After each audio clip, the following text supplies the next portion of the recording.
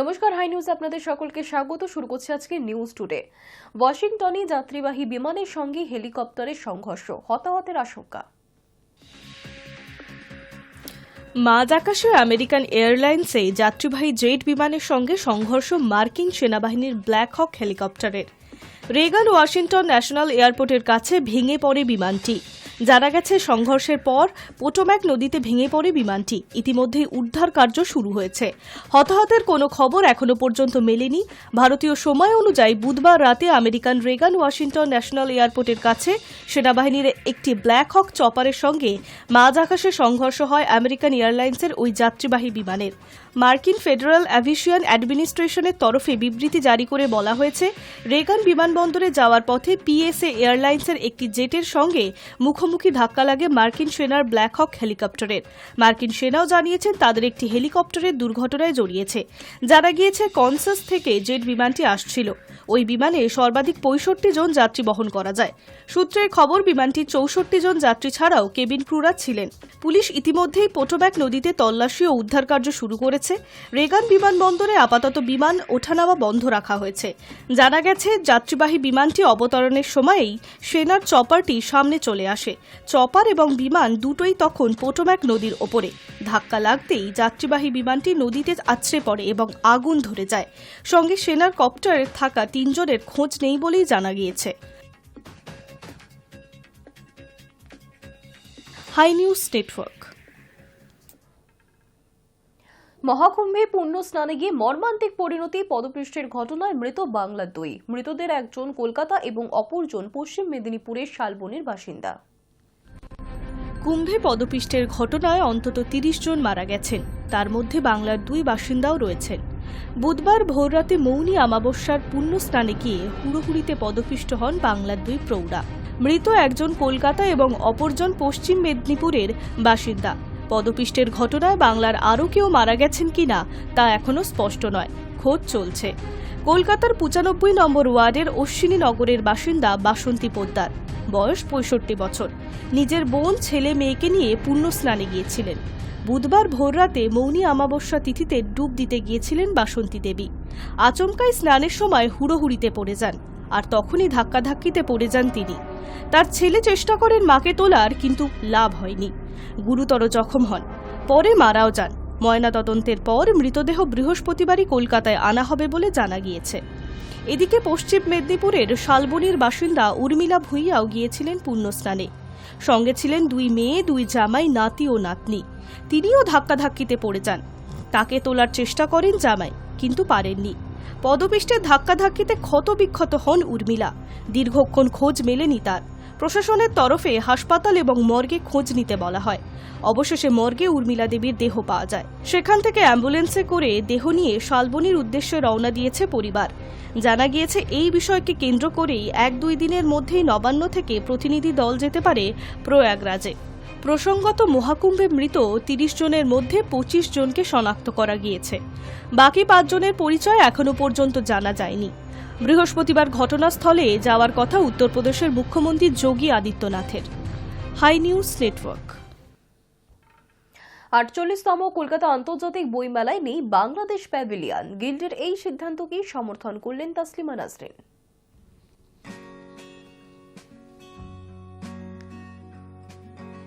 48তম কলকাতার আন্তর্জাতিক বইমেলায় নেই বাংলাদেশ প্যাভিলিয়ন।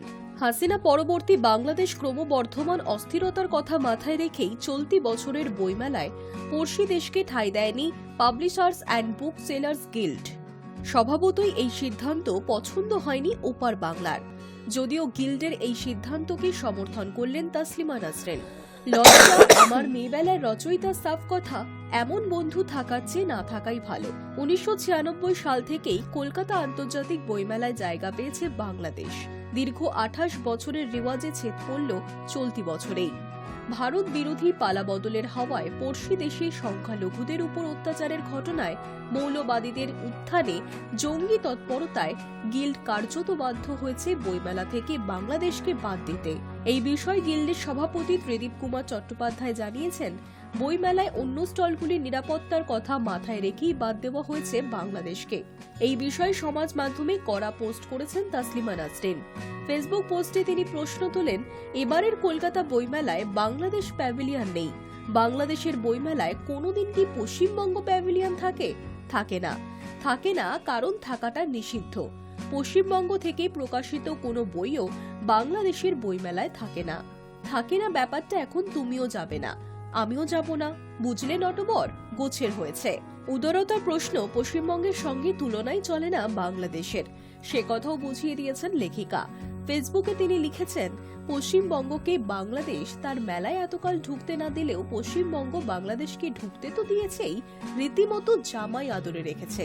পশ্চিমবঙ্গের নিঃস্বার্থ ভূমিকা প্রশংসার দাবিদার, কিন্তু এত উদারতা দেখেও উদারতা শেখেনি বাংলাদেশ। কিছু লোক আছে অন্যের বাড়িতে বছরের পর বছর নেমন্তন্ন খেয়ে বেড়ায়, কিন্তু অন্যকে কখনো নিজের বাড়িতে নেমন্তন্ন করে না। এমন বন্ধু কিন্তু থাকার চেয়ে না থাকাই ভালো। উল্লেখ্য, মঙ্গলবার উদ্বোধন হয়েছে ৪৮তম কলকাতার আন্তর্জাতিক বইমেলার। Hi news network. বেআইনি আগ্নেয়াস্ত্র ও গুলি সহ এক যুবককে গ্রেফতার করল মুর্শিদাবাদ পুলিশ। জেলার অন্তর্গত সাগরপাড়া থানার পুলিশ প্রশাসন গোপন সূত্রে খবর পেয়ে বুধবার গভীর রাতে সাগরপাড়া থানার সাহেবনগর দেবীপুর ফিল্ড এলাকায় অভিযান চালায় পুলিশ। অভিযানে এক যুবককে সন্দেহ হওয়াতে তাকে তল্লাশি চালানো হলে উদ্ধার হয় একটি দেশি পিস্তল এবং 2 রাউন্ড গুলি। তারপরেই ওই যুবককে গ্রেফতার করে পুলিশ। জানা যাচ্ছে, ধৃত যুবকের নাম নিউটন মণ্ডল। তার বিরুদ্ধে অস্ত্র আইনে মামলা রুজু করা হয়েছে। কি উদ্দেশ্যে ওই যুবক বেআইনি আগ্নেয়াস্ত্র নিয়ে যাচ্ছিল, নাশকতার ছক ছিল কিনা নাকি বিক্রির পরিকল্পনা ছিল, তার তদন্ত করছে পুলিশ। পাশাপাশি ধৃতের 5 দিনের পুলিশি হেফাজতের আবেদন জানিয়ে বৃহস্পতিবার জেলা আদালতে পাঠানো হয়েছে।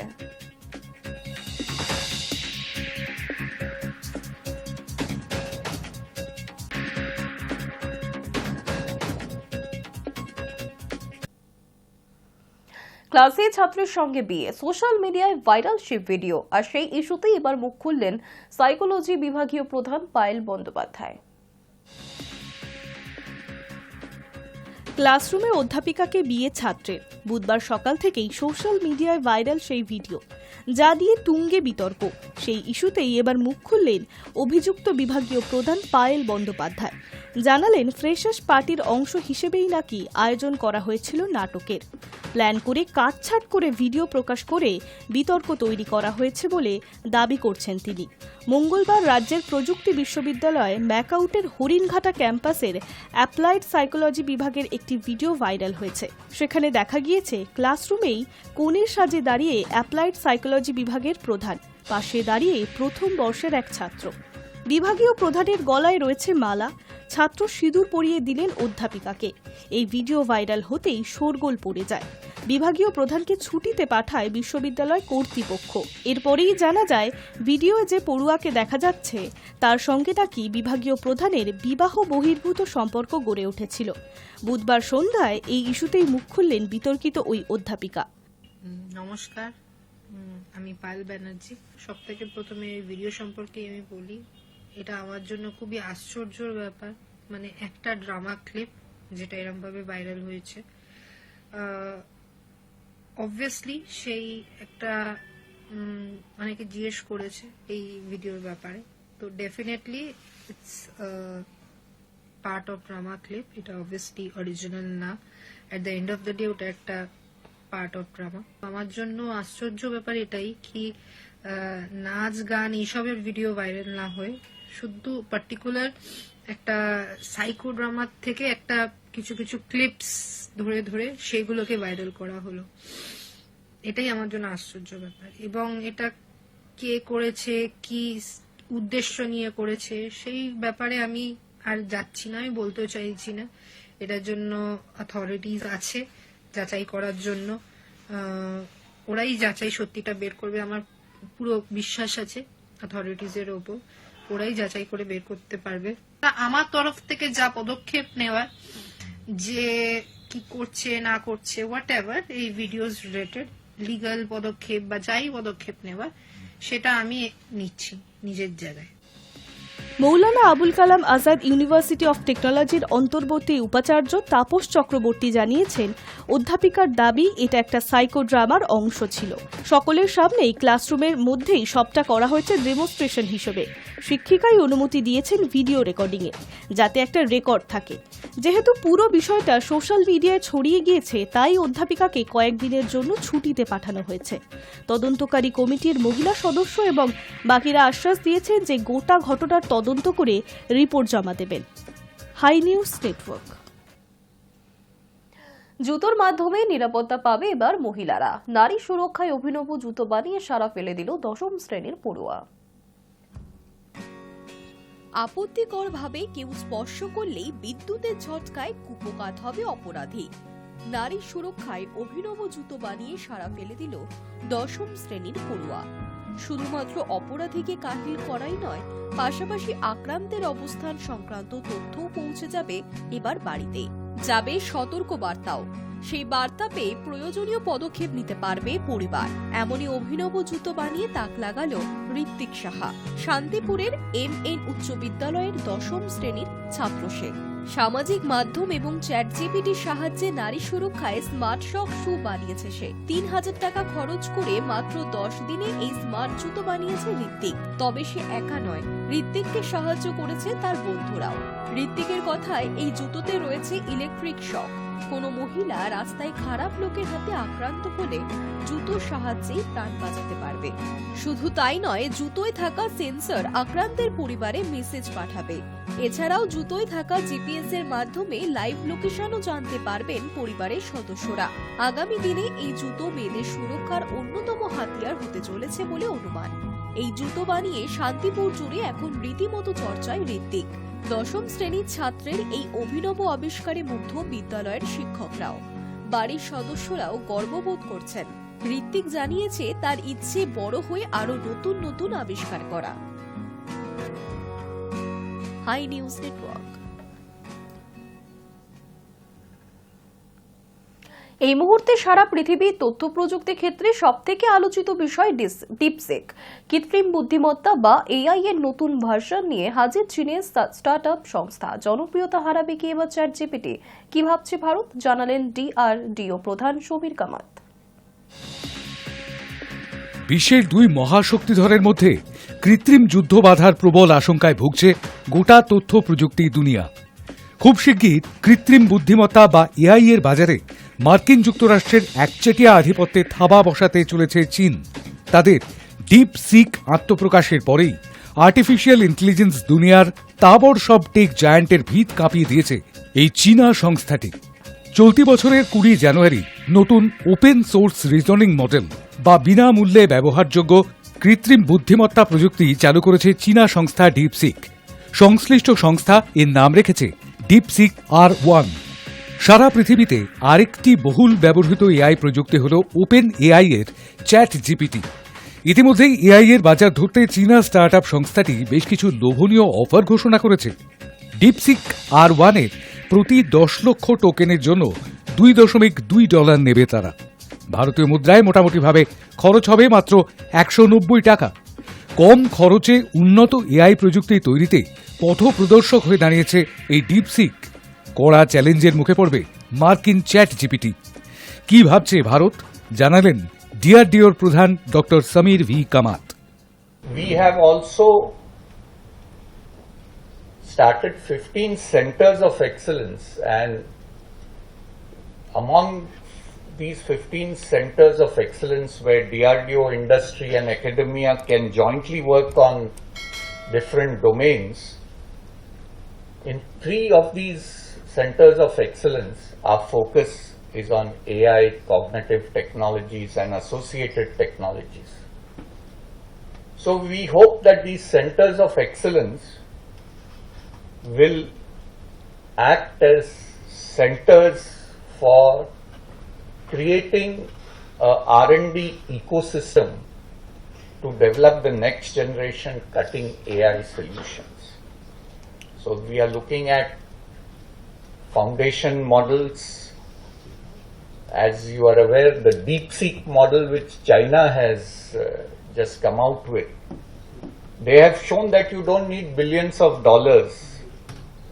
They claim that they have developed this model, trained this model using only about $5 million.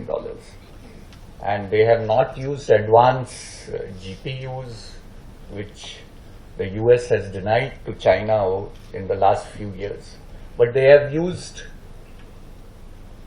conventional chips to deliver these models. চীনের হ্যাংঝো প্রদেশে রয়েছে ডিপসিকের প্রধান কার্যালয়। খুব কম পুঁজি নিয়ে এই কৃত্রিম বুদ্ধিমত্তা তৈরি করে ফেলেছে ডিপসিক। মাত্র 2 বছর আগে ছোট্ট একটি স্টার্টআপ হিসেবে পথ চলা শুরু করে ডিপসিক। ডিপসিকের প্রতিষ্ঠাতা এবং সিইও লিয়াং ওয়েনফেং। ডিপসিক আত্মপ্রকাশের পরেই আমেরিকা তথা বিশ্বের প্রথম সারির এআই চিপ প্রস্তুতকারক সংস্থা এনভিডিয়ার শেয়ার হু হু করে পড়তে থাকে।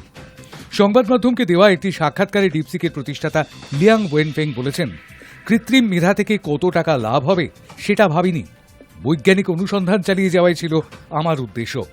কিন্তু এই এআই এখন মাথা ব্যথার কারণ আমেরিকার। The release of DeepSeek AI from a Chinese company should be a wake-up call for our industries that we need to be laser focused on competing to win. জো বাইডেনের আমলেই চীনকে অতি উন্নত এনভিডিয়া এআই চিপ রপ্তানি করা বন্ধ রেখেছিল America. কৃত্রিম মেধা প্রযুক্তিকে বিকশিত করতে এই ধরনের চিপগুলির ভূমিকা অত্যন্ত গুরুত্বপূর্ণ। লিয়াং ওয়েনফেং 2021 সালে নিষেধাজ্ঞা জারির আগেই হাজার হাজার অত্যাধুনিক চিপ সংগ্রহ করে রাখেন। অনেকে সেই সময় মনে করেছিল স্রেফ ঝোঁকের বসে এআই সংক্রান্ত গবেষণার জন্য এত চিপ কিনছেন লিয়াং, কিন্তু তাঁর লক্ষ্য ছিল বহুদূর। পরে সেগুলিকে কাজে লাগিয়ে নতুন কৃত্রিম মেধা তৈরি করে দুনিয়াকে তাক লাগিয়ে দিলেন লিয়াং। ভারতও কি এই মডেল অনুসরণ করবে? কি বললেন ডিআরডিওর প্রধান doctor Samir V Kamat? And especially when you look at AI for military applications, these large language models may not be suitable because the data which is available is fairly limited. So you need to develop your own AI models with edge computing, which can provide instantaneous solutions rather than the traditional back-end systems which will do all the data crunching. For military applications, we may have to look at a different approach. So these approaches we are trying to develop through our DIA COEs. We are also using our TDF or Technology Development Fund to promote startups for innovation. Any AI, if we have to look at how best to use AI in military domain, we have to look at innovation with existing technologies. We have to look at developing new cutting edge technologies. And then finally we have to look at that the solutions we develop are ethical, trustworthy, and deliver the solutions which we design it for. প্রতিদিন বদলে যাচ্ছে তথ্য প্রযুক্তির দুনিয়া। দুনিয়ার ভোল বদলে দিচ্ছে আর্টিফিশিয়াল ইন্টেলিজেন্স বা কৃত্রিম বুদ্ধিমত্তা। মিলিটারি অপারেশন থেকে আন্তর্জাতিক সম্পর্ক, ব্যবসা বাণিজ্য থেকে কৃষ্টি সংস্কৃতি, সব ক্ষেত্রেই গুরুত্বপূর্ণ ভূমিকা নিয়েছে যে ভারত, দ্যাট ইজ ইন্ডিয়া। আমাদের দেশও কি এবার দুনিয়াকে তাক লাগানোর তাস দেখাতে প্রস্তুত হচ্ছে? উত্তর জানতে এখনো কিছুদিন অপেক্ষা করতে হবে। ব্যুরো ইনপুটের সঙ্গে শান্তম চক্রবর্তীর report, hi news network. News today এখনকার মতো এই পর্যন্তই। দেখতে থাকুন হাই নিউজ, নির্ভীক নিরপেক্ষ।